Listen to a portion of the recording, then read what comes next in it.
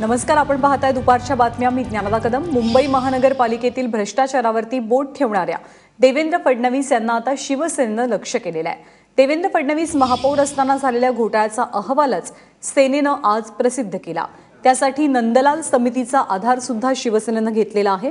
देवेंद्र फडणवीस महापौर असताना स्थायी समितीच्या सदस्यांनी कंत्राटदारासोबत परस्पर वाटाघाटी केल्या. निविदा न मागवताच काही ठराविक कंत्राटदारांना कामही देण्यात आली.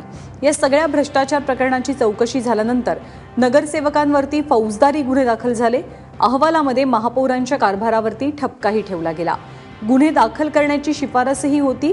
राजीव घोल्लार, कल्पना पांडे, वसुंधरा मसूरकर आणि देवेंद्र फडणवीस या 4 महापौरांच्या काळात हा भ्रष्टाचार झाला. या काळामध्ये 15 महिन्यात नागपुरात एकही सर्वसाधारण सभा झाली नाही असं सुद्धा अहवालात नमूद करण्यात आलंय.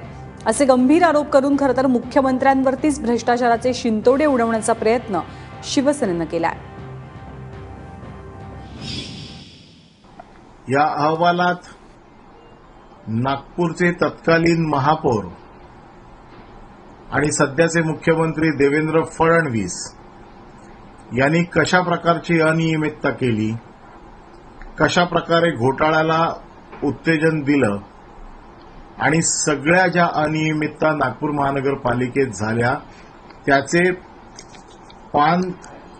प्रत्येक पानावरती मी फ्लॅग लावलेले आहेत.